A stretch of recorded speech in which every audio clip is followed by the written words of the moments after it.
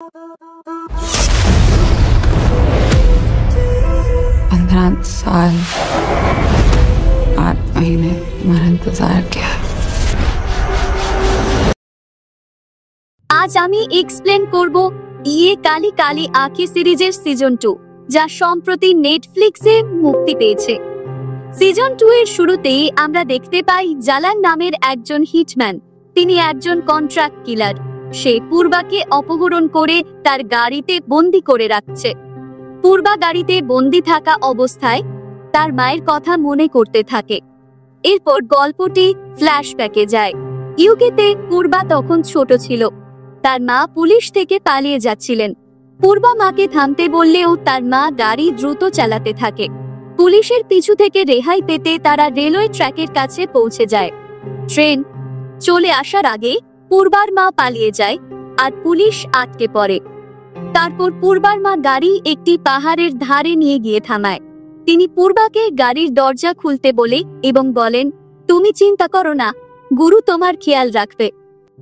এটা মনে রেখো, আমি তোমাকে সব সময় ভালোবাসি। ঠিক তখন ওই পুলিশ সেখানে পৌঁছায়।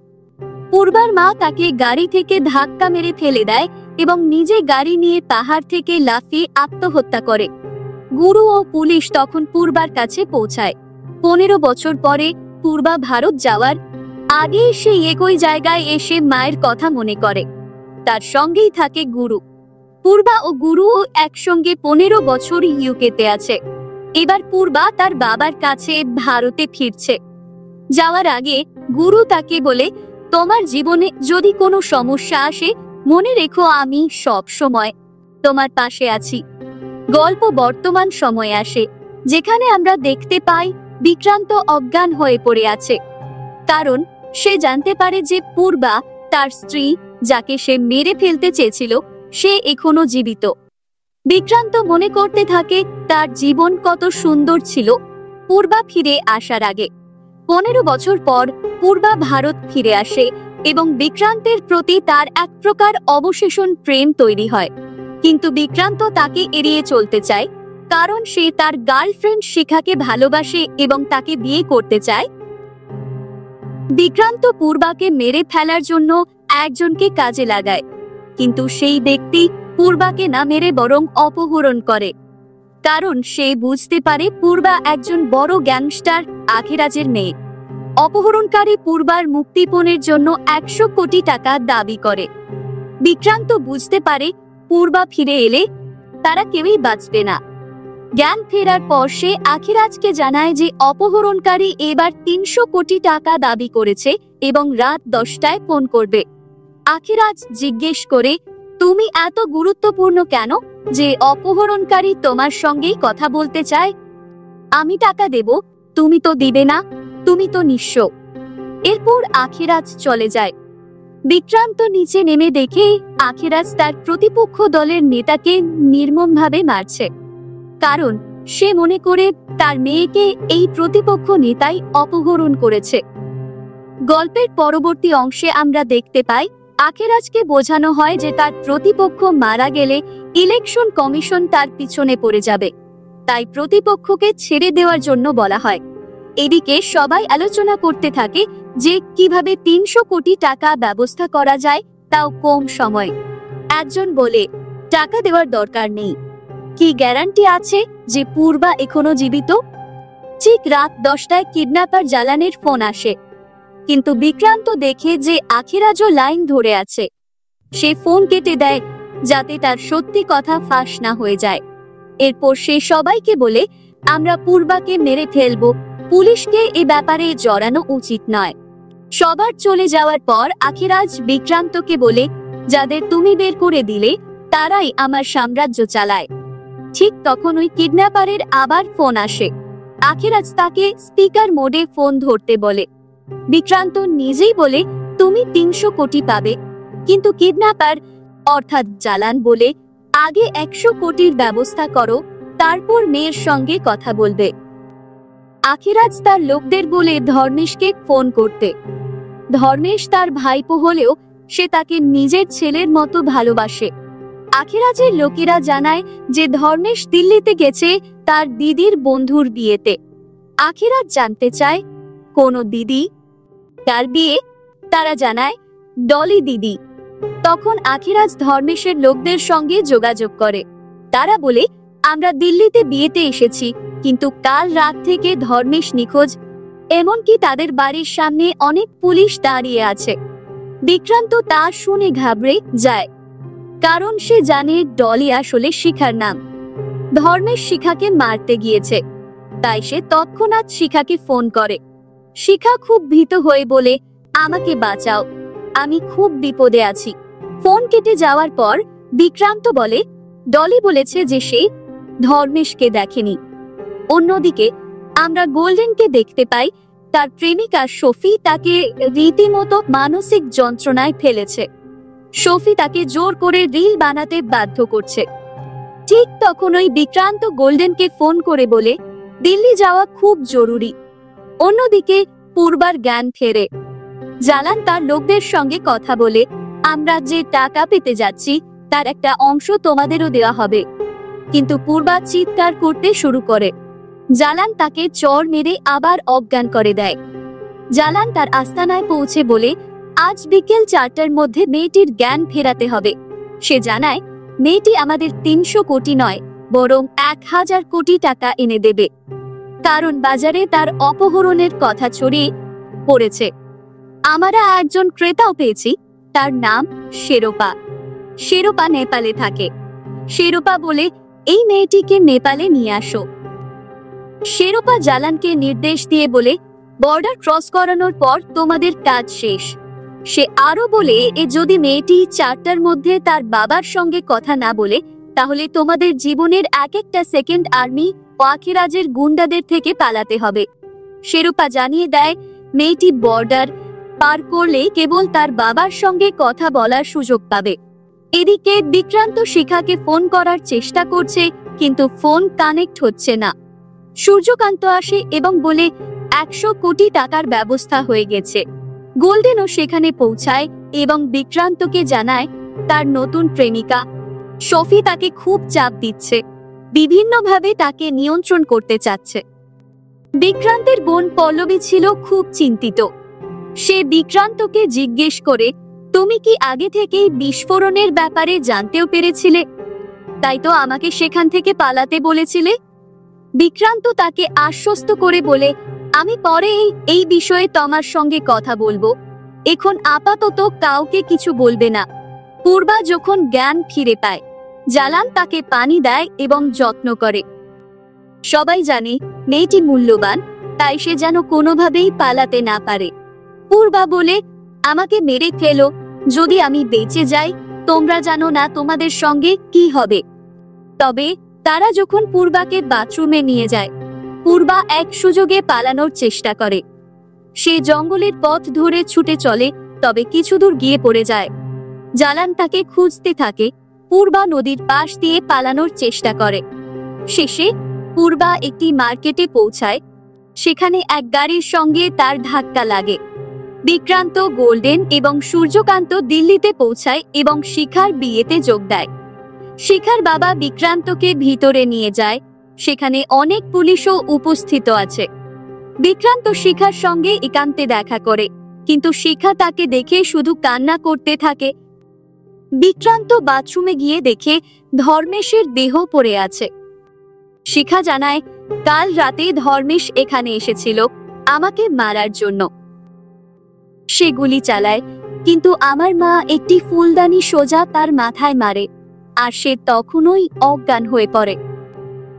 বিক্রান্ত এবং শিখা বুঝতে পারে ধর্মেশের আর কোনো সাড়া নেই এবং তারা মনে করতে থাকে হয়তো সে মারা গেছে।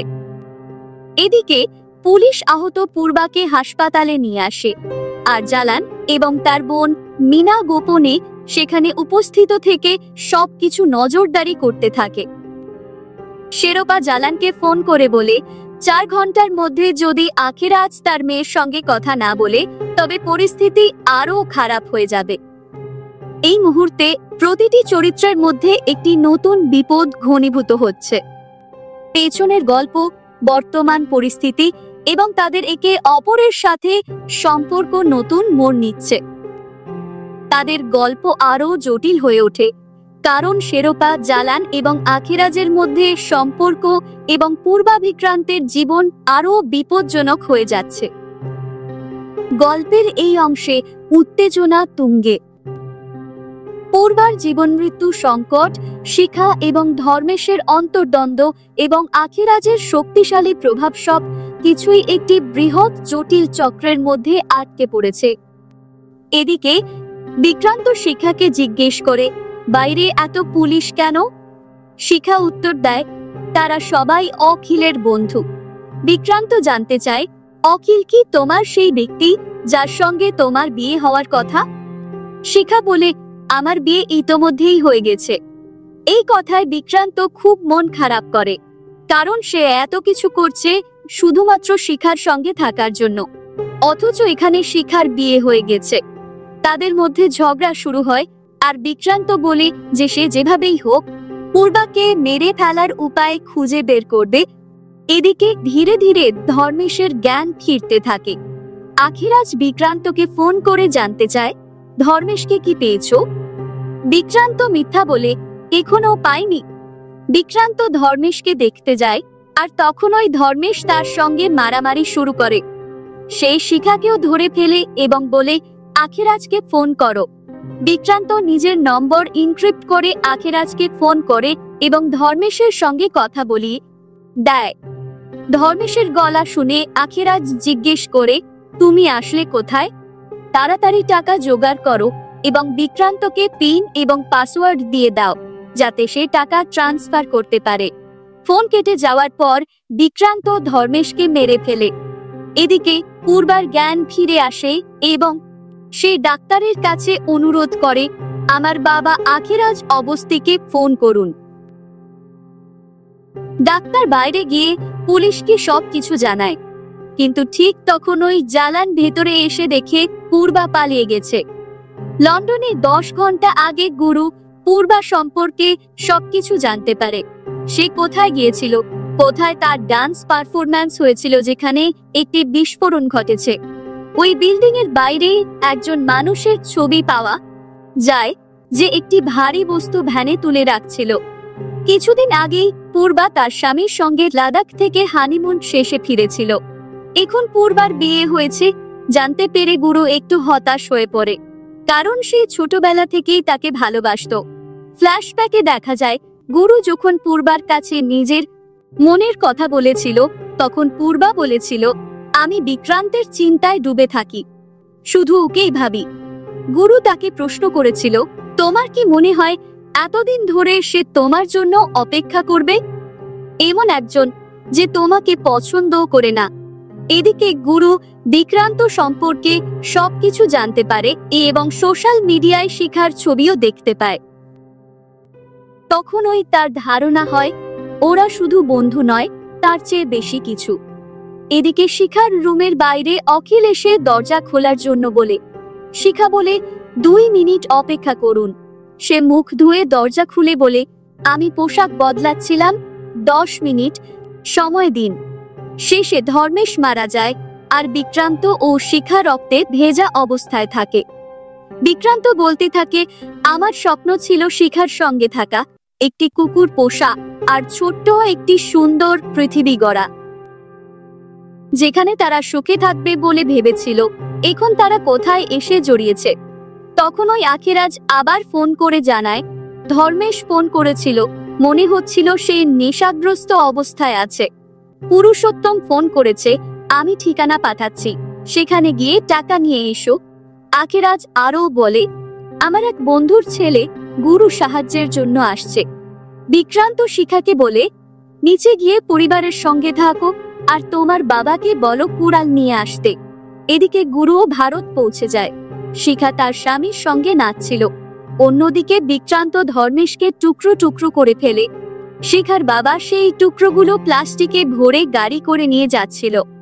বিক্রান্ত নিচে নেমে আসে এবং শিখাকে কল্পনা করতে থাকে, কিন্তু তার সামনে পূর্বার মুখ দেখা যায়। তবে এটা তার কল্পনা ছিল। তখনই অখিল সেখানে আসে। বিক্রান্ত তাকে বলে, সরি, আমি বিয়েতে আসতে পারিনি। তারপর নিজের নাম বলে, আমি বিক্রান্ত অবস্থি। অবস্থি শুনে অখিল বলে, আপনি তো আমাদের ভিআইপি অতিথি। সে বিক্রান্তের ব্যাগ নেয়, কিন্তু সেই ব্যাগে ধর্মেশের মাথার টুকরোটি ছিল। অখিল বলে, আপনি বিশ্রাম নিন। তারপর শিখাকে নিয়ে আসে বিক্রান্তের সঙ্গে পরিচয় করাতে। তারা শুধু বন্ধুত্বের অভিনয় করে। বিক্রান্ত জানতে চায় এখানে ধর্মেশ এসেছিল কি। অখিল বলে, ধর্মেশ? তাকে তো কাল বরযাত্রায় দেখেছিলাম, একটু ল্যাঙ্গাতে হাঁটছিল। অখিল জোর করে বলে, তার নম্বর দিন, আমি 2 মিনিটে খুঁজে বের করব সে কোথায়। বিক্রান্ত বলে, আমার ফোন তো মনে হয় গাড়িতে রয়েছে, কিন্তু গোল্ডেন, যার মুখ বন্ধ হয় না, বলে, ফোন তো তোমার কাছেই ছিল, আমি দেখেছি। অখিল ফোন করলে বিক্রান্তের ফোন ব্যাগে বাজতে শুরু করে, কিন্তু সেই ব্যাগে তো মৃতদেহের টুকরো ছিল। তাই বিক্রান্ত তাড়াতাড়ি ব্যাগ থেকে ফোন বের করে, তবে তার হাতে সামান্য রক্ত লেগে যায়। শিখা ইশারা করে বলে, তোমার হাতে রক্ত লেগে গেছে। বিক্রান্ত দ্রুত হাত মুছে নেয়। নম্বর নেওয়ার পর বিক্রান্ত শিখার পরিবারকে বলে, এই বিষয়টা পরে বাইরে আসবেই, তাই ভালো হবে আপনারা এই দেশ ছেড়ে চলে যান। কিন্তু শিখার মা বলে, আমাদের তো পাসপোর্টও নেই, আমরা কোথায় যাব? তখন অখিল এসে বলে, ধর্মেশ হয়তো চলে গেছে, তাকে পাওয়া যাচ্ছে না। বিক্রান্ত তাড়াতাড়ি গোল্ডেনকে রেখে সেখান থেকে বের হয়ে যায়। অবশেষে গুরু সেখানে পৌঁছায় এবং বিক্রান্তকে খুঁজতে থাকে। পিছনের সিটে গুরু একটি মেয়েকে নিয়ে এসেছে। তাকে দেখে গোল্ডেনের মন প্রেম হয়ে যায়। সে মেয়েটির সঙ্গে কথা বলতে শুরু করে। সাহস তো দেখো। গুরু চিনতে পারে এই ছেলেটি তো বিক্রান্তের বন্ধু গোল্ডেন। এদিকে হাসপাতালে জ্বালান দেখে পূর্বা বাইরে ডাস্টবিনে পড়ে রয়েছে। বিক্রান্তকে যেমন বলা হয়েছিল সে টাকা নিয়ে যায় এবং আখেরাজকে ফোন করে জানায়। পথে বিক্রান্ত শিখার বাবার সঙ্গে দেখা করে। সে ধর্মেশের কাটা অংশগুলো নিয়ে যাচ্ছিল। ধর্মেশের দেহের টুকরো নিয়ে তারা ব্রিজের নিচে নদীতে ফেলে দিতে থাকে। এর মাঝেই তারা দেখে গুরু সেখানে পৌঁছে গেছে এবং তার গাড়িতে গোল্ডেনও রয়েছে। গোল্ডেন আনন্দে তার বন্ধুকে বলে, তোমার জন্য ভাবি খুঁজে পেয়েছি। বিক্রান্ত জিজ্ঞেস করে, এরা কারা? গোল্ডেন বলে, মেয়ের পক্ষ থেকে কেউ হবে। গুরু নিজের পরিচয় দেয় এবং তার দল রুফাত ও লিকার সঙ্গে পরিচয় করায়। গুরু বিক্রান্তকে জিজ্ঞেস করে, ধর্মেশ কোথায়? বিক্রান্ত বলে, জানি না। গুরু বলে, কিন্তু সে তো শিখার বিয়েতে গিয়েছিল। এরপর সে বিক্রান্তের ফোন নিয়ে রুফারকে বলে, তোমার ফোনে বাক করতে হবে, কারণ অপহরণকারীর ফোন তোমার ফোনেই আসে। বিক্রান্ত ভয় পেয়ে জিজ্ঞেস করে, তোমরা কি? গুরু উত্তর দেয়, আমি পূর্বার বন্ধু এবং তাকে বাড়ি নিয়ে যাবই। তখন ওই বিক্রান্তের ফোন বাজে। ফোনে পূর্বা বলে, আমাকে বাঁচাও, আমি উত্তর রাজ্য হাসপাতালে আছি। এরপর সবাই পূর্বাকে খুঁজতে বের হয়। বিক্রান্ত চিন্তা করতে থাকে পূর্বা কিভাবে পালালো এবং যাকে সে পূর্বাকে হত্যা করতে বলেছিল সে আদৌ সফল হবে কিনা। একই সঙ্গে তার মনে ঘুরছিল গুরু এবং তার দল আসলে কারা। হাসপাতালে পৌঁছে তারা সিসিটিভি ক্যামেরা পরীক্ষা করে। সেখানে তারা দেখে পূর্বা জানালা দিয়ে পালানোর চেষ্টা করছে। অপহরণকারী তাকে খুঁজতে থাকে। শেষমেশ পূর্বা ডাস্টবিনে পড়ে যায় এবং পালানোর চেষ্টা করে, কিন্তু ধরা পড়ার আগেই সে বিক্রান্তকে ফোন করেছিল। গুরুর ধারণা হয় পূর্বা কাছাকাছি কোথাও আছে। সন্ধ্যা 6টা বাজে। জালান এখনো আখেরাজের সঙ্গে পূর্বার কথা বলায়নি। এতে তারা আশঙ্কা করে কোনো বড় সমস্যা হয়ে যেতে পারে। বিক্রান্ত ভাবে এইসব ঝামেলায় সে প্রাণ না হারায়। ঠিক তখনই বিক্রান্তের কাছে অপহরণকারীর ফোন আসে। সে দেখায় পূর্বা ঘুমিয়ে আছে এবং বলে, আগামীকাল সকাল পর্যন্ত টাকা প্রস্তুত রাখো। লিকা বিক্রান্তকে জিজ্ঞেস করে, ব্যাগে কি গুরুত্বপূর্ণ কিছু আছে? বিক্রান্ত দেখে ব্যাগ সামান্য ফেটে গেছে। ভয়ে সে রুমে ফিরে আসে। তখন দেহ থেকে গন্ধ বেরোতে থাকে। হোটেলের বাইরে গিয়ে সে দেখে সামনে একটি নদী। তাই প্লাস্টিকের ব্যাগে বড় বড় পাথর ভরে দেহের অংশগুলো পানিতে ফেলে দেয়, এই আশায় যে ধর্মেশের দেহের সমস্যা থেকে সে মুক্তি পাবে। কিন্তু সে মুক্তি পাবে কিনা তা পরে বোঝা যাবে। এদিকে জালান পূর্বাকে তাদের আস্তানায় নিয়ে যায়। ঠিক তখনই শেরপার ফোন আসে। শেরপা জালানকে বকতে থাকে, তোমরা চারজন মিলে একজন মেয়েকে সামলাতেই পারছো না।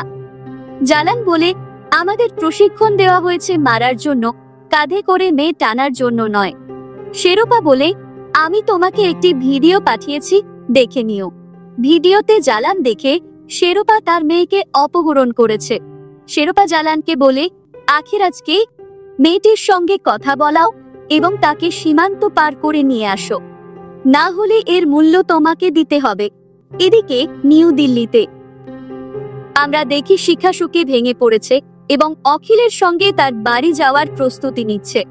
ঠিক তখনই কিছু প্রতিবেশী এসে শিখার বাবাকে বলে, বাথরুম আর রান্নাঘরের ড্রেনটা একটু পরীক্ষা করান। পুরো ড্রেনে মাংসের টুকরো আটকে গেছে এবং ছোট ছোট হাড়ের টুকরো পাওয়া যাচ্ছে। পুলিশও এসে গেছে, একটু কথা বলে নিন। এই কথায় পুরো পরিবার আতঙ্কিত হয়ে পড়ে, কারণ এটা তো মাংস নয়। প্রতিবেশীরা বলে, আমরা সবাই এখানে নিরামিষভোজী, তবে ড্রেনে মাংস পাওয়া সত্যি অদ্ভুত ব্যাপার। অখিল পরিস্থিতি সামাল দেওয়ার চেষ্টা করে এবং বলে, এটা পুলিশকে নিয়ে সমাধানের বিষয় নয়।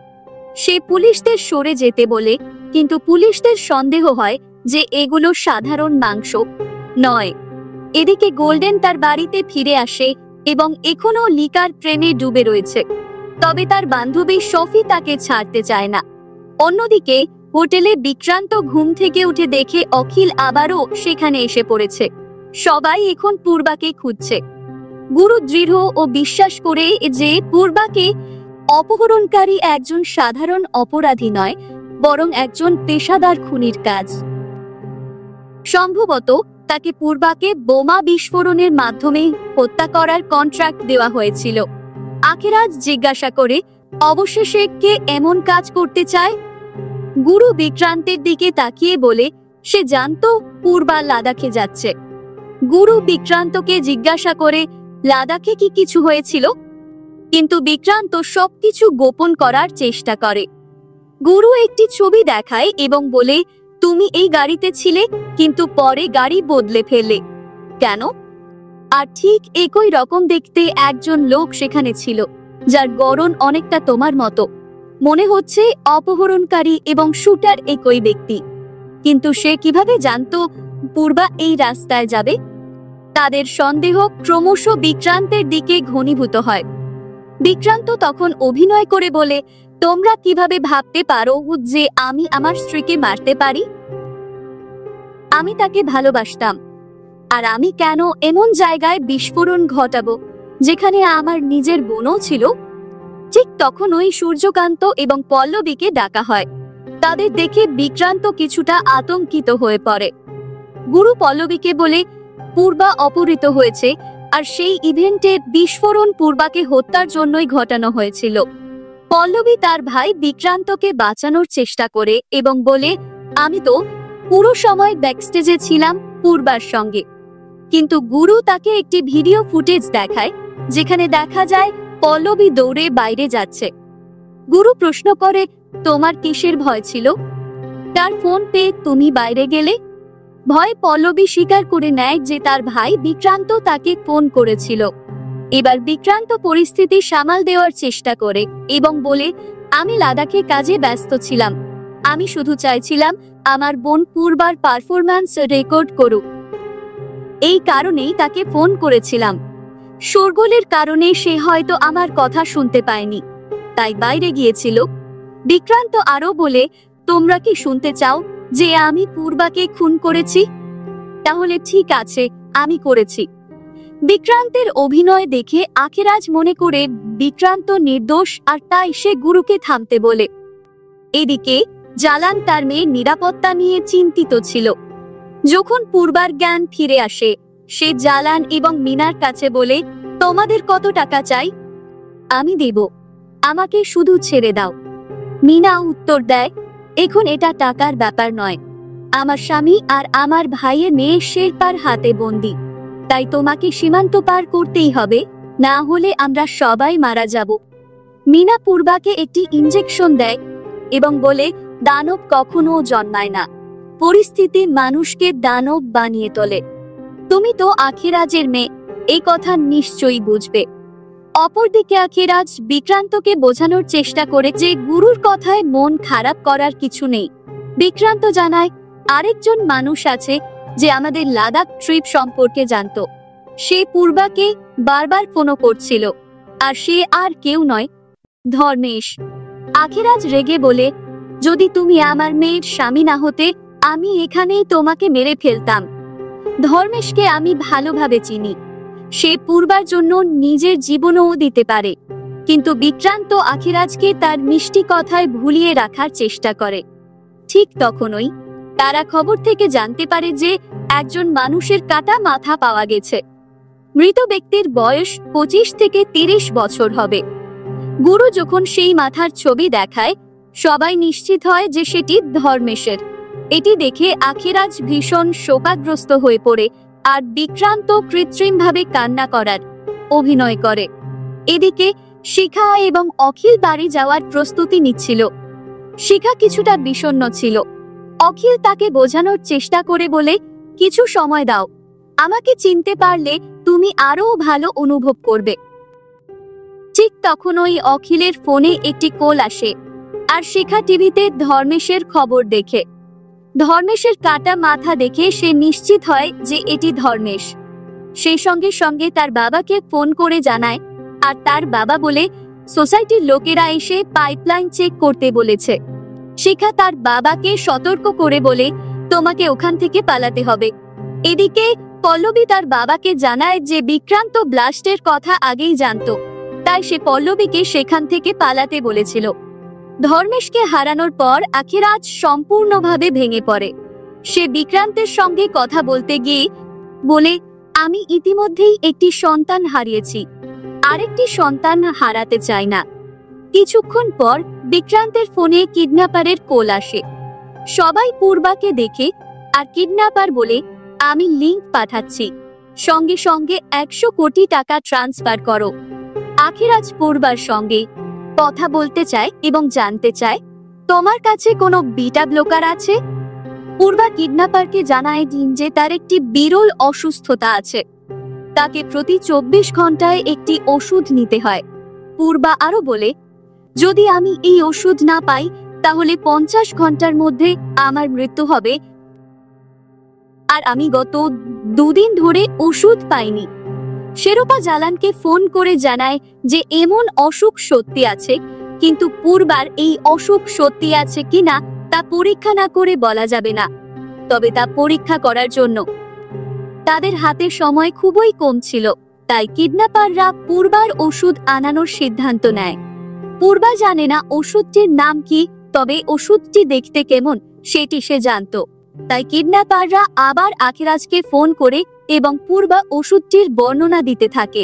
তখন গুরু বুঝতে পারে এটি একটি লোকেশনের ইঙ্গিত করছে। পূর্বার দেওয়া তথ্য অনুসারে গুরু দ্রুত আন্দাজ করে কোথায় তাকে রাখা হতে পারে।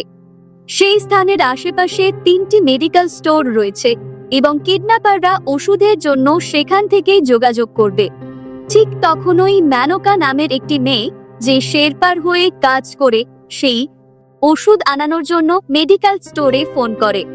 এই ফোন ট্র্যাক করে গুরু এবং তার টিম নিশ্চিত হয় যে 50 মিনিটের মধ্যেই ওষুধটি সংগ্রহ করা হবে।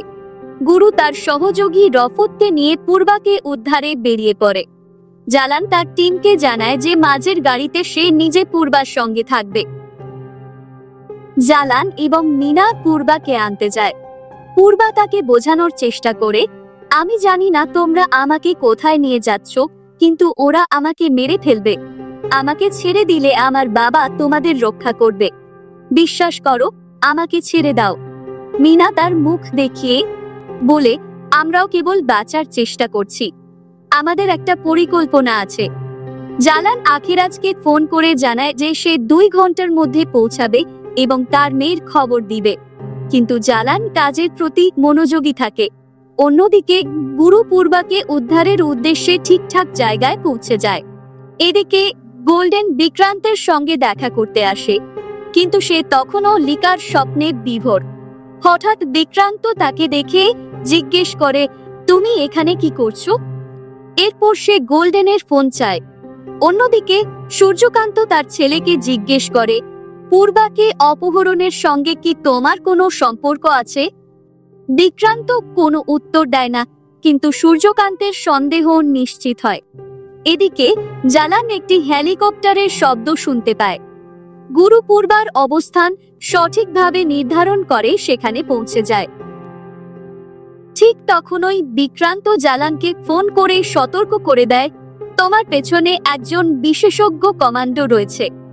নিজেকে এবং মেয়েটিকে রক্ষা করো, না হলে সবাই মারা যাবে। জালান আতঙ্কিত হয়ে আখিরাজকে ভিডিও কল করে।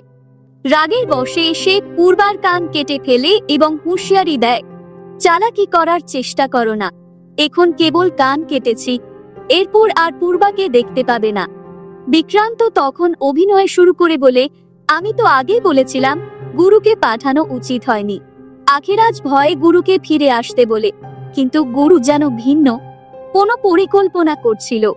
অন্যদিকে শিখা অখিলের বাড়িতে চলে যায়। সেখানে অখিল তাকে একটি কুকুর গিফট করে, যার নাম রাখে রক্সি। কুকুরটি দেখে শিখার মনে পড়ে যায় বিক্রান্তের সেই কথা, আমাদের ছোট্ট একটা বাড়ি হবে, ছোট পরিবার হবে, আর একটা কুকুর থাকবে। আখিরাজ জালানের ফোন পায়। তাকে বলা হয়, তোমার মেয়েকে নিয়ে যেতে হলে বাহাদুরগঞ্জের পশ্চিম দিকে একটি ব্রিজ পার হতে হবে। ব্রিজ পেরিয়ে তোমাকে পরবর্তী নির্দেশ দেওয়া হবে। আখিরাজ বুঝতে পারে যে ব্রিজের অপর পাশেই নেপাল এবং এই অপহরণের পেছনে শেরপার হাত রয়েছে। আখিরাজ একাই মেয়েকে উদ্ধারে বের হয়। লেখা তাকে একটি ক্যামেরা এবং বেশ কিছু অস্ত্র দিয়ে সাহায্য করে, তবে বিক্রান্তও যেতে চায়। অন্যদিকে গুরু মেনকার গাড়ির সামনে গিয়ে তাকে থামায় এবং জিজ্ঞেস করে, পূর্বা কোথায়? এদিকে জালান পূর্বাকে একটি কড়া নিরাপত্তায় ঘেরা জায়গায় নিয়ে যায়। পূর্বা মিনাকে অনুরোধ করে তাকে বাঁচানোর জন্য। মিনা তাকে সান্ত্বনা দিয়ে বলে, কিছুক্ষণের মধ্যেই এটা শেষ হয়ে যাবে।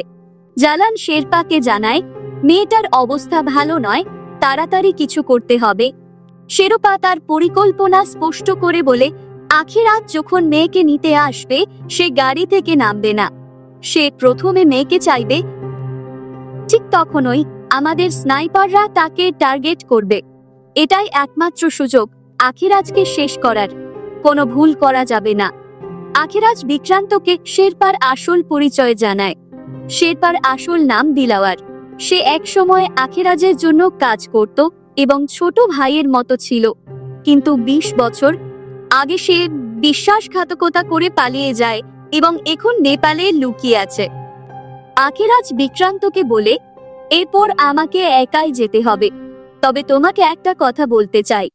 আমি কখনো পূর্বাকে বলিনি যে তুমি অন্য কাউকে ভালোবাসো, তাই তোমার জীবনে যা হয়েছে তার জন্য পূর্বা দায়ী নয়। সে সত্যি তোমাকে ভালোবাসে। হতে পারে আমি আর ফিরব না, কিন্তু পূর্বা ঠিক ফিরে আসবে। তোমার বেঁচে থাকা প্রয়োজন, তাই গাড়ি থেকে নেমে যাও। আখিরাজ চলে যাওয়ার পরই বিক্রান্ত একটি বাইক নিয়ে তার পেছনে বেরিয়ে পড়ে। জালানের ঘাটিতে শেরপার দল পৌঁছে যায় এবং পূর্বাকে নিতে চায়। এদিকে গুরু মেনকাকে বেঁধে রাখে এবং রুফকে কোঅর্ডিনেট পাঠিয়ে ফিরে আসতে বলে। অবশেষে আখিরাজ জালানের জায়গায় পৌঁছায়। সে জালানকে বলে, আমি পুরো টাকাই ট্রান্সফার করব, আমার মেয়েকে ছেড়ে দাও। জালান তার স্নাইপারদের প্রস্তুত থাকতে বলে। মিনা যখন পূর্বাকে নিয়ে বাইরে আসতে যায়, পূর্বা মিনার গলা চেপে ধরে। সময় নষ্ট হচ্ছিল, তাই কিছু লোক ঘরে ঢোকে। তখন ওই পূর্বা দরজা খুলে তাদের দিকে গুলি ছুটতে শুরু করে। আখিরাজ এবং গুরু মিলে জালানের দলের দিকে গুলি চালায়। অন্যদিকে বিক্রান্ত মাঝপথে বিপদে পড়ে যায়। পূর্বা অবশেষে মুক্ত হয় এবং শেরপার দলের সদস্যরা পালানোর চেষ্টা করতে গিয়ে মারা পড়ে। শেষমেশ পূর্বা সরাসরি বিক্রান্তের হাতে পড়ে এবং অজ্ঞান হয়ে যায়। পূর্বাকে তৎক্ষণাৎ বাড়ি নিয়ে আসা হয়। বিক্রান্ত চিন্তিত ছিল যে পূর্বার জ্ঞান ফেরার পর কি ঘটবে। আখিরাজ তার মেয়েকে আশ্বস্ত করে বলে, আমি তোমার কিছু হতে দেব না। এই কথা শুনে বিক্রান্ত ভাবে, ঠিকই তো, এদের কিছু হয় না। পূর্বাকে চিকিৎসার জন্য একটি আলাদা ঘরে রাখা হয়। এদিকে অখিল এবং শিখার জন্য একটি পার্টি চলছে, সেখানে তারা নাচছিল। কিন্তু শিখা খুশি ছিল না, আর বিক্রান্তও হতাশ ছিল। সে শিখাকে ফোন করে জানায় পূর্বা ফিরে এসেছে, এখন আমার তাকে এবং নিজেকেও শেষ করতে হবে। শিখা তাকে বলে পাগল হয়ে যেও না। তবে বিক্রান্ত বুঝে গিয়েছিল এই গল্পের শেষ এমনই হবে। তার কল্পনায় সে পূর্বার ঘরে যায় এবং তাকে মেরে ফেলে, কিন্তু বাস্তবে সে এতটা সাহস করতে পারে না। এরপর ডাক্তার বাইরে এসে জানায় পূর্বার অবস্থা এখন স্থিতিশীল, তার কানের ক্ষত সেরে গেছে, আমরা কসমেটিক সার্জারি করাতে পারি, সে পুরোপুরি সুস্থ হবে। তবে বড় খবরটি ছিল পূর্বা গর্ভবতী। এই তথ্য শুনে বিক্রান্ত হতবাক হয়ে যায়। উপস্থিত সবাই অবাক হয়, কিন্তু সবচেয়ে বড় ধাক্কা গুরু পায়। সবাই যখন বাইরে চলে যায়, বিক্রান্ত সাহস করে পূর্বার ঘরে যায় তাকে মেরে ফেলার জন্য, কিন্তু আসন্ন শিশুর কথা ভেবে সে থেমে যায়। তখন সে ভাবে এখন কি হবে। পূর্বার জ্ঞান ফিরে আসে এবং সে বিক্রান্তকে দেখে বলে আমি তোমাকে অনেক মিস করেছি। সে বিক্রান্তকে কাছে ডাকতে থাকে এবং বলে আমাকে ভালোবাসো, কিন্তু বিক্রান্ত নিজেকে দূরে সরিয়ে নেয় এবং বলে তুমি গর্ভবতী। এই কথা শুনে পূর্বা হতবাক হলেও আনন্দিত হয়। অন্যদিকে বিক্রান্তের ফোন বন্ধ থাকায় শিখা গোল্ডেনকে ফোন করে জিজ্ঞেস করে বিক্রান্ত ঠিক আছে তো। গোল্ডেন জানায় সে ঠিকই আছে, আসলে সে বাবা হতে চলেছে। তখন ওই অখিল এসে শিখাকে জানায় দিল্লির ডিএসপি ফোন করেছিল, তোমাদের বাড়ির নালায় যে মাংসর টুকরো পাওয়া গেছে সেটা মাংস ছিল না, অন্য কিছু। তোমাদের বাড়ি লকড রয়েছে এবং তোমার বাবা মার সঙ্গে যোগাযোগ করা যাচ্ছে না। শিখা বলে তারা গঙ্গোত্রী গিয়েছেন এবং এরপর অখিল তাকে পার্টিতে ফিরে যেতে বলে। পার্টিতে অখিল শিখার জন্য গান গায়। অখিল শিখাকে সত্যি ভালোবাসতে শুরু করেছে, কিন্তু শিখাকে দ্বিধাগ্রস্ত মনে হয়। এদিকে গোল্ডেন বিক্রান্তের সঙ্গে দেখা করতে আসে। সূর্যকান্ত তার দাদা হওয়ার খবর শুনে খুশি। সে বিক্রান্তকে বলে আগে যা কিছু হয়েছে ভুলে যাও, নতুন জীবন শুরু করো। সবাই মিলে পূর্বার সঙ্গে দেখা করতে যায়। পূর্বা আগের থেকে অনেকটাই ভালো অনুভব করছিল। সে জানতে চায় ধর্মেশ আর গুরু কোথায়। বিক্রান্ত জানায় গুরু বাইরে আছে এবং আখেরাজ পূর্বাকে সত্যি কথা জানায় ধর্মেশ আর বেঁচে নেই। পরে লেখা গুরুর কাছে তার খবর নিতে যায় এবং বলে সম্ভবত ঘরে ফেরার সময় হয়ে গেছে। তখন পূর্বা সেখানে আসে এবং গুরুর সঙ্গে কথা বলে। সে জানায় কেউ ধর্মেশকে মেরে ফেলেছে এবং এখন আমার প্রাণের পেছনে লেগেছে, আমাকে সাহায্য করো। আখেরাজ বলে এর পেছনে শেরপার হাত আছে, তাকে ছাড়া হবে না। তখন গুরু জানায় তোমাকে মারার জন্য যে কন্ট্রাক্ট দেওয়া হয়েছিল সেটা অন্য একজন দিয়েছিল। বিক্রান্ত তৎক্ষণাৎ স্বীকার করে ফেলে হ্যাঁ, সেই কন্ট্রাক্ট আমি দিয়েছিলাম। লাদাখে গুলি চালানো, বোমা বিস্ফোরণ এবং অপহরণ সবকিছু আমি করেছি। শুধু আমি নই, আমার পুরো পরিবার মিলে এইসব করেছে। গুরু এই কথাগুলো শুনে বুঝে যায় বিক্রান্ত একজন ধূর্ত এবং অতি নাটুকে মানুষ। সে পূর্বাকে বোঝানোর চেষ্টা করে এই লোকটি খুবই জঘন্য, কিন্তু পূর্বা ছিল বিক্রান্তের প্রেমে অন্ধ। পূর্বা তখন গুরুকে সেখান থেকে চলে যেতে বলে। এরই মধ্যে সে জানতে চায় ডলি কোথায়। বিক্রান্ত এতে অস্বস্তি বোধ করে এবং বলে সে তার স্বামীর সঙ্গে আছে। পূর্বা ধীরে ধীরে তার পুরনো সাইকোপ্যাথিক মেজাজে ফিরে আসছে। সে জানত ধর্মের শেষবার ডলির বিয়েতে গিয়েছিল এবং তারপর আর ফিরে আসেনি, তাই সে ডলির ঠিকানা জানতে চায়। সে তার বাবাকে বলে বিক্রান্তের পরিবারকেও এখানে নিয়ে আসো, এখন কেউই নিরাপদ নয়। কিন্তু বিক্রান্ত জানে এই বাড়ির ভেতর তার পরিবার নিরাপদ নয়। সে শিখাকে ফোন করার চেষ্টা করে, কিন্তু শিখা ফোন তোলে না। শিখা তখন অখিলের কাছে ঘুমিয়ে পড়ে। পূর্বা ভাবতে থাকে বিক্রান্ত এবং ডলির মধ্যে কি সম্পর্ক থাকতে পারে। এর পাশাপাশি সে কালীকান্তের কথাও মনে করে যে এখন আর জীবিত নেই। বিক্রান্তের সঙ্গে কালীকান্তের শেষ কথোপকথন মনে পড়ে। এদিকে গুরু মেনকাকে নির্যাতন করে জানতে চায় পূর্বাকে অপহরণ করার পিছনে কার হাত ছিল। পূর্বা সেখানে এসে জানায় ওই ব্যক্তির নাম জালান। এরপর তারা আরেকজনকে খুঁজতে বের হয়। তারা জানতে পারে জালান একজন কাশ্মীরি, যে আগে আফগান ড্রাগ কার্টেলের জন্য কাজ করত এবং তাদের অন্যতম সেরা হিটম্যান ছিল। কিন্তু জালান তার বসকে মেরে পালিয়ে যায় এবং এখন সেখানে লুকিয়ে আছে। তার স্ত্রী এবং মেয়ে আছে, কিন্তু তার স্ত্রী অন্য কারো সঙ্গে পালিয়ে গেছে। শেরোপা জালানকে আটকে রেখে নির্যাতন করে এবং বলে, তুমি একটি কাজও ঠিকভাবে করতে পারোনি, বরং তুমি কাজটাকে আরো কঠিন করে দিয়েছ। তারপর শেরোপা জালানের ভাইকে গুলি করে মেরে ফেলে এবং তার মেয়েকেও মারতে চায়। জালান কাঁদতে শুরু করে এবং বলে, আমার কাছে একটি উপায় আছে, শুধু 24 ঘন্টা সময় দাও। অন্যদিকে বিক্রান্তের সঙ্গে দেখা করতে আসে ইন্সপেক্টর পাঠক। সে বিক্রান্তকে একটি কল রেকর্ডিং শোনায়, যেখানে বিক্রান্ত কালীকান্তের সঙ্গে কথা বলছিল এবং বলেছিল পূর্বার জন্য একটি প্যাকেট আসবে, সেটা তুমি রেখে দিও। ইন্সপেক্টর পাঠক বলে, আপনার যে প্যাকেটটি আপনার স্ত্রীকে ডেলিভারি করার জন্য বলা হয়েছিল, কালীকান্ত সেটা ডেলিভারি করতে পারেনি। কিন্তু 1 ঘন্টা পর সেখানে আরেকজন আসে এবং কালীকান্তকে মেরে ফেলে। এটা কি সম্ভব যে সেই খুনিকে আপনি পাঠিয়েছিলেন?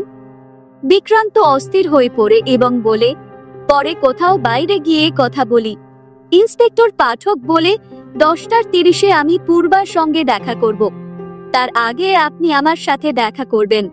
এদিকে গুরু পূর্বাকে একটি ফুটেজ দেখায়, সেখানে দেখা যায় ধর্মেশ ডলির বিয়েতে গিয়েছিল, একা ভিতরে ঢুকেছিল, কিন্তু সে আর শিখার বাড়ি থেকে বেরিয়ে আসেনি। তার কাটা মাথা হিমাচল প্রদেশে পাওয়া যায়। পূর্বা বলে, আমার শিখা আর তার পরিবারকে দরকার। নতুন দিল্লিতে 2জন লোক শিখার বাড়ির সামনে গিয়ে দেখে যে বাড়ি তালাবদ্ধ। তারা পূর্বাকে এই খবর জানায়। বিক্রান্ত পূর্বার সঙ্গে দেখা করতে এলে পূর্বা তাকে জিজ্ঞাসা করে, তুমি কি কিছু বলতে চাও? কিছু লুকাচ্ছ না তো? এখনো সময় আছে, বলো। কিন্তু বিক্রান্ত তাকে ধোঁকা দেওয়ার চেষ্টা করে। তবে পূর্বা ইতিমধ্যে বুঝে যায় যে ডলি শিখা। সে জিজ্ঞাসা করে, তোমার জানা আছে তারা কোথায় থাকে? বিক্রান্ত অজুহাত দিয়ে বলে, আমিও জানি না, এবং সেখান থেকে চলে যায়। সে জানায় যে তাকে মন্দিরে যেতে হবে। তার সঙ্গে লিকা এবং গোল্ডেনও ছিল। তারা ইন্সপেক্টর পাঠকের অবস্থান খুঁজে বের করছিল। তারা জানতে পারে পাঠক বর্তমানে সংবল ঘাটে আছে। বিক্রান্ত একা পাঠকের সঙ্গে দেখা করতে যায় এবং গোল্ডেনকে লিকার সঙ্গে রেখে যায়। বিক্রান্ত ইন্সপেক্টর পাঠকের ওপর নজর রাখছিল, তবে দেখা যায় যে জালান বিক্রান্তকে ধরে ফেলে।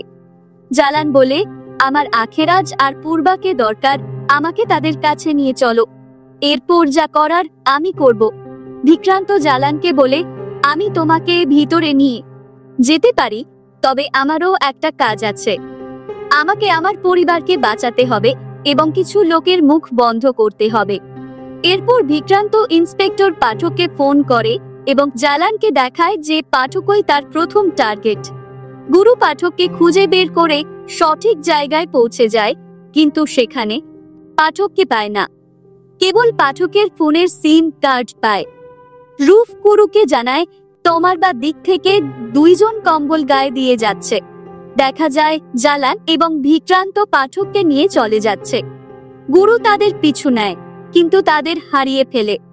এইদিকে জালান পাঠককে প্রচন্ড মারধর করে এবং বিক্রান্তকে বন্দুক দিয়ে বলে, পাঠককে এখানেই গুলি করে মেরে ফেলো, বেঁচে থাকলে সে মুখ খুলবে।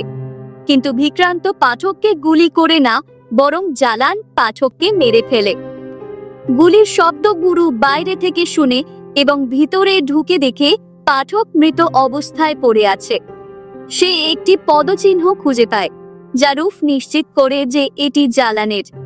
মন্দির থেকে বেরোনোর পর জালান বিক্রান্তকে একটি ট্রান্সমিটার দেয়, যাতে তারা একে অপরের সঙ্গে যোগাযোগ করতে পারে। জালান জিজ্ঞেস করে, ভিতরে যাওয়ার কোনো পরিকল্পনা আছে কি? বিক্রান্ত জানায়, আজ দুপুরে ধর্মেশের জন্য বাড়িতে পূজা হবে, বাবা মেয়ে দুজনই সেখানে থাকবে। বাড়ির সামনে একটি পুরনো গুদাম আছে। জালানকে সেখানে পৌঁছে দেওয়া হবে এবং সেখান থেকে স্নাইপারের সাহায্যে লক্ষ্য ভেদ করতে হবে। সুযোগ একবারই আসবে, ভুল করার কোনো জায়গা নেই। বিক্রান্ত শিখাকে ফোন করে এবং জানিয়ে দেয় যে পূর্বার কিছু লোক তোমার বাড়িতে গিয়েছিল কিন্তু কাউকে পায়নি। বিক্রান্ত শিখাকে বলে, এখানে থাকলে আমার পরিবার এবং তোমার পরিবার কেউ বাঁচবে না। শিখা জিজ্ঞাসা করে, আর কতদিন এভাবে পালিয়ে বেড়াবো এবং পূর্বা কি তোমাকে আসতে দেবে? সে আরো বলে, পূর্বা তো গর্ভবতী, তাকে গুলি করো না। তবে জালান বিক্রান্তকে মনে করিয়ে দেয়, তোমার ভেতরের যে মানবিকতা মাঝে মাঝেই বাইরে চলে আসে সেটা বন্ধ করতে হবে। পূর্বাকে মরতেই হবে, এখন মানবিক হয়ে লাভ নেই। বিক্রান্ত সেখান থেকে বেরিয়ে যায় এবং গুরু পূর্বাকে জানায় যে পাঠক মারা গেছে। সম্ভবত জালান তাকে হত্যা করেছে এবং সে এখানে চলে এসেছে। বিক্রান্ত বাড়িতে ফিরে আসে। জালান বলে, তোমার সিগন্যাল পেলেই সবাই হাজির হয়ে যাবে। এরপর বিক্রান্ত আখিরাজের লোকদের ডেকে কথা বলতে শুরু করে এবং নিশ্চিত করে যে সবাই এসে গেছে। এই শুনে জালান তার লোকদের নিয়ে বাড়ির ভেতরে ঢোকার চেষ্টা করে। বিক্রান্ত পরিকল্পনা করে সবাইকে ব্যস্ত রাখে যাতে জালান সহজেই তার লোকদের নিয়ে সামনের গুদাম পর্যন্ত পৌঁছে যায়। জালান বিক্রান্তকে বলে, যখন আমি দুজনকে গুলি করব তখন এখান থেকে পালিয়ে যেও। পূজার আগে তোমার পরিবারকে এখান থেকে সরিয়ে ফেলো। বিকেল 5টার আগে নেপালের সীমান্ত পাড়ি দিতে হবে। যদি সময়মতো না পৌঁছাও আমি সাহায্য করতে পারবো না। বিক্রান্ত বাথরুমে গিয়ে শিখাকে ফোন করে কিন্তু সে ফোন তোলে না। সে শিখাকে মেসেজ পাঠায়, তোমাকে এখান থেকে তাড়াতাড়ি বেরিয়ে যেতে হবে। আখিল এই সব লক্ষ্য করছিল এবং যাওয়ার সময় বলে, আমার আসতে দেরি হলে তুমি ডিনার করে নিও। সে জিজ্ঞাসা করে, তুমি কি ঠিক আছো? শিখা উত্তর দেয়, হ্যাঁ। আখিল চলে যাওয়ার পর শিখা বিক্রান্তের ফোন তোলে। বিক্রান্ত তাকে জানায়, আমার হাতে 4 ঘন্টা আছে, তোমাকে খোসা পৌঁছাতে হবে নেপাল সীমান্তের কাছে। সেখানে পুরনো গেস্ট হাউসে লুকিয়ে থাকবে। আর তোমার বাবা মাকে বলো বিকেল 5টার আগে নেপাল সীমান্তে পৌঁছাতে। এরপর শিখা তার বাবা মাকে ফোন করে বিষয়টি জানায়। বিক্রান্ত গোল্ডেন এবং তার বাবাকে পরিকল্পনা জানায়। সে বলে, তোমাদের নেপাল সীমান্তে পৌঁছাতে হবে, তারপর ওখান থেকে জ্ঞান হয়ে নেপাল চলে যাবে। তবে সূর্যকান্ত পালাতে অস্বীকার করে। সে বলে, পূর্বা গর্ভবতী আর তুমি বাবা হতে চলেছ, পালানোর দরকার কি? যদি কেউ তোমার ওপর দোষ চাপায় অস্বীকার করো। বিক্রান্ত উত্তরে বলে, আপনি কি পাগল হয়ে গেছেন? যদি কিডন্যাপার আমার নাম নেয় তখন কি হবে? সূর্যকান্ত বলে, তুমি জামাই, আখিরাজ নিশ্চয়ই তোমার কথা বিশ্বাস করবে। সূর্যকান্ত এবং গোল্ডেন বলে, তারা সবকিছু সামলে নেবে। বিক্রান্ত জিজ্ঞাসা করে, তাহলে ধর্মেশের কি হবে? তাকেও তো আমি মেরেছি। এটা শুনে সবাই চমকে যায়, কারণ এখন তারা কিছুই করতে পারবে না। বিক্রান্ত বলে, হালুয়াইয়ের ট্রাকে উঠে তোমরা এখান থেকে বেরিয়ে যাও। সে গোল্ডেনের বাইক নিয়ে বেরিয়ে যাওয়ার পরিকল্পনা করে। তারা 3 জন ট্রাকে ওঠে এবং পালায়। জালান দেখে আখিরাজ পূজা করছে। এখন আর মাত্র 2.5 ঘন্টা সময় বাকি আছে। পূর্বাকে নিচে আনার জন্য বিক্রান্ত তার ঘরে যায়। সে দেখে পূর্বার ঘরে তার ছবি টাঙানো আছে। পূর্বা বলে, আমি চাই আমার সন্তান তোমার ছবি দেখুক যাতে সে তোমার মতো হতে পারে।